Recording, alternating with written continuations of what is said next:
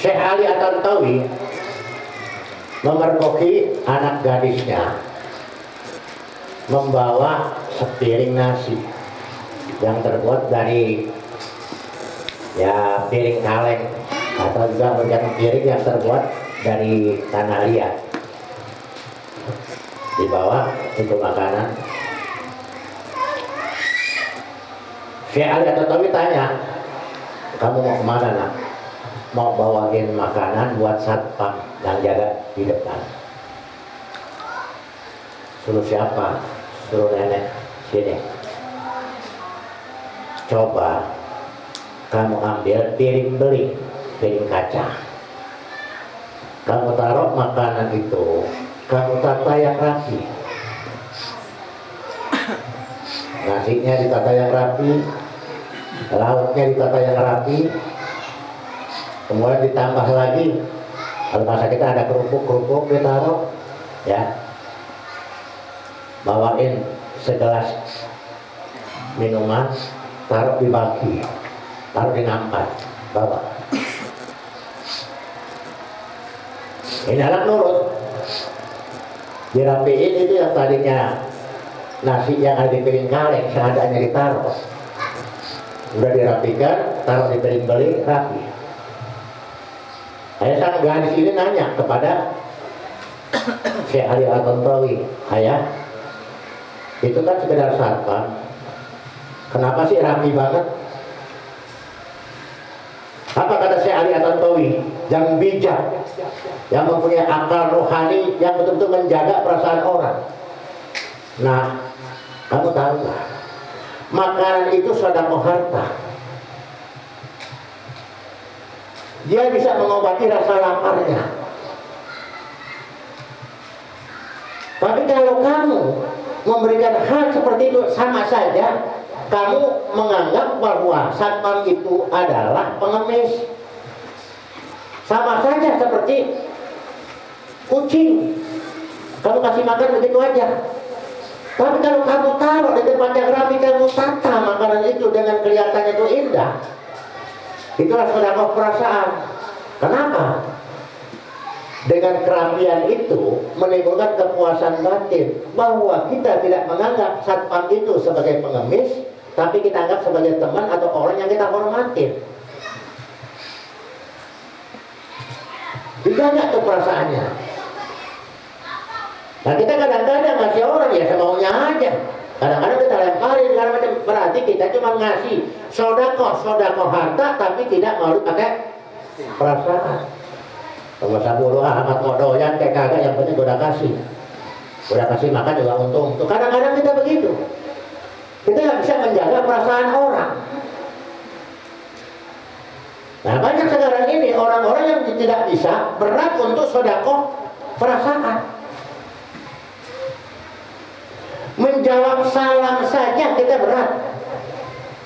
Padahal ketika kita dikirimin WA, ini teman kita mau menyapa kita, mau membuktikan masih hidup atau udah mati, kan gitu. Kan itu kok assalamualaikum, bla bla bla bla bla bla. Ini kan teman kita, negor kita, untuk membuktikan orang ini masih ada, apa udah mati. Udah mati kan berarti lain orang yang balas, ya kan? Tapi enggak. Bagaimana mau sodakoh harta, sodakoh perasaan aja kagak kok. Makanya dengan nilai duit 100.000 kita kasih begitu aja. Dengan nilai 100.000 kita masukkan di upload. Ayo dah, mana lebih senang kita beranggapan? Ini kan sodakoh perasaan. Kita tidak menganggap dia itu sebagai pengemis yang langsung kita ngambil kita kasih, tapi kita jaga perasaannya. Dia sodakoh perasaan yang nilainya jauh lebih besar. Sodakoh harta kelihatan dan akan habis pada waktu yang dekat, tapi kalau sodakoh perasaan akan dikenang terus umur-umur. Mampu gak kita menjaga perasaan saudara kita seperti itu? Ya. Nah, orang-orang yang udah punya akal rohani dijaga, sampai perasaan orang aja dijaga. Seorang ulama besar, ada orang datang mau ngadu, curhat lah kita bilang. Ini yang mau ngadu rupanya pakai tongkat karena memang sudah kena stroke. Nggak terasa ujung tongkat itu terkena kakinya si Syekh, si guru besar yang mau dijadikan tempat curhat. Karena memang udah kondisi badannya nggak kuat sampai bertelekan dia, ya, di apa namanya atas kaki ini, ya, ditekan sampai bolong. Udah meringis nih, guru besar ini udah meringis, tapi dia gak ngerti kalau lagi curhat. Sampai muridnya yang kesal, kurang ajar banget curhat sih curhat. Guru gua kakinya berbolong, hampir berdarah, gak berasa. Boleh kasih pelajaran, gurunya bilang. Sampai baru minta maaf, dia baru sadar kalau tongkatnya nancep di kaki. Baru dia minta maaf. Terus muridnya tanya, kenapa saya diam aja? Kalau saya teriak, orang mau curhat nggak bakal jadi curhat. Apalagi dia marah-marahin, ngomel-ngomelin. Lu mau curhat, kaki gua bolong, lu nggak pikirin, nggak jadi curhat. Itu dijaga, itu perasaan orang dijaga sampai begitu. Itu hebatnya orang-orang yang punya akal rohani, sampai perasaan orangnya dijaga. Kalau kita kan mau ngomel aja, orang tersinggung kayak kagak, masa bodo amat, yang penting udah puas ngomel kan begitu. Ya, kadang-kadang masalah sedikit aja kadang-kadang jadi besar. Kenapa? Ya sebab itu lah. Nah dikatakan ihfaz lisanaka ayyuhal insan la yardaqannaka annaha tu'ban. Jaga lidahmu wahai manusia, jangan sampai dia berbisa seperti ular. Ya yang ngomel sih enak, ngomel udah saya puas udah ngomel. Yang diomelin masih berbekas, seminggu aja masih berasa. Ayo coba kita mencoba orang yang sudah punya akal rohani, dia bukan hanya akalnya ada di otak, tapi sudah masuk ke dalam hati. Betul-betul ya, jangan sampai orang sampai dia tuh kalau minta, ya.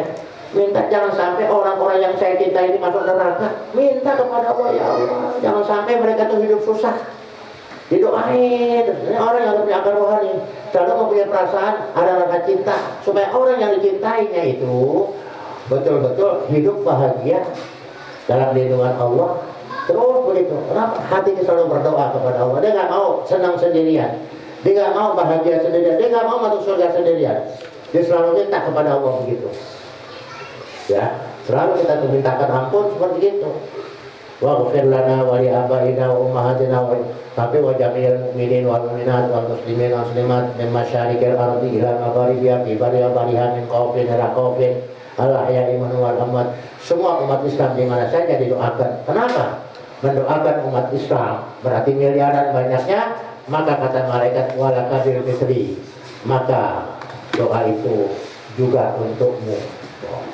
Itu manfaat kita sering berdoa kebaikan, selalu didoakan malaikat. Mana mauan kita diaminkan oleh malaikat, kata malaikat wala kabil misri, buat kamu juga. Ya, dalam rangka apa kita belajar tentang akal? Tetap dalam rangka kita ingin memahami makna la ilaha illallah. Gak lebih dari itu. Tujuan kita untuk mengenal la ilaha illallah. Tidak ada segala jenis, ya, tidak ada segala jenis ilah illallah kecuali Allah.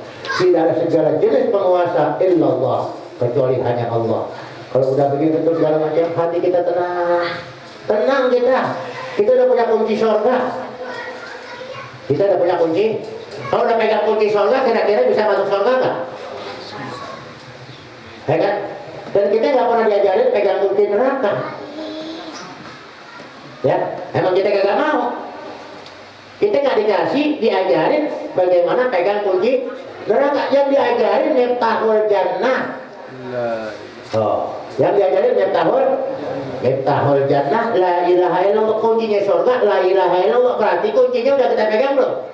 Kalau kita udah pegang, kira-kira ada harapan nggak masuk surga? Yang penting la ilaha illallah jangan ditinggal, jangan dilepas, tetap sampai ke akhir hayat kita minta kepada Allah. Allahumma ij'al akhir kalamina inda intihai ajalina qaula la ilaha illallah. Ya Allah jadikanlah, Allahumma ij'al akhir kalamina, ya Allah jadikanlah akhir ucapan kami inda intihai ajalina, ketika ajal kami sudah sampai puncaknya, qaula la ilaha illallah. Itu kita minta kepada Allah. La ilaha illallah Muhammadur Rasulullah SAW, kalimatu haqqin, alaiha nahya wa alaiha namut wa alaiha nub'atu insyaallahu minal am. Ini yang baca begini orang-orang yang biasa tahlilan. Kalau nggak tahlilan kan mungkin baca.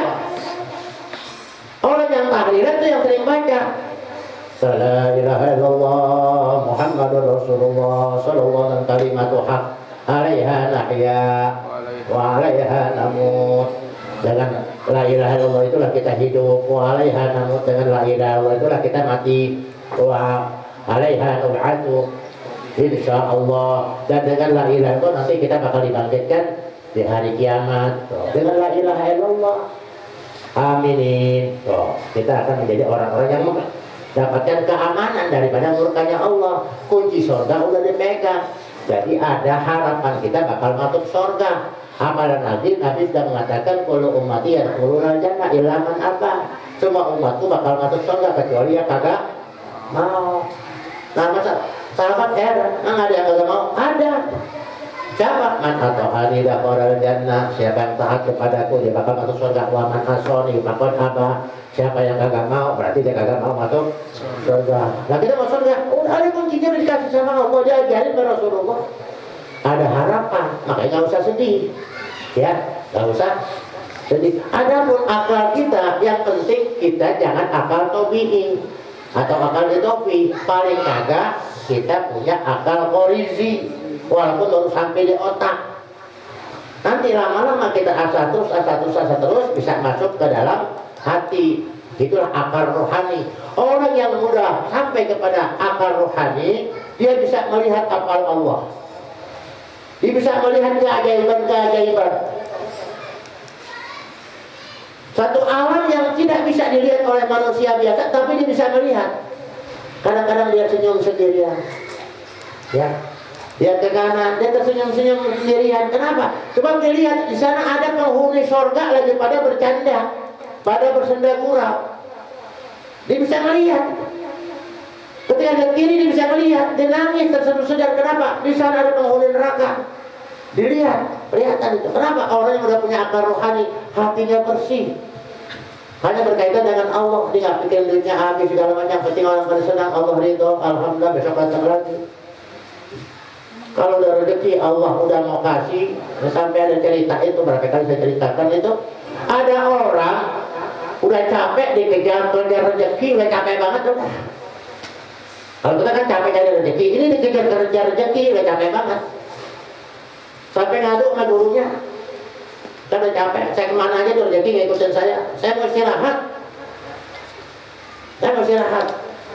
Ya udah, kalau istirahat gampang. Besok kamu sholat di sana. Kebetulan ada sultan, ada raja bakal sholat di sana. Kamu duduk sebelahnya. Udah sholat kamu ketok palanya.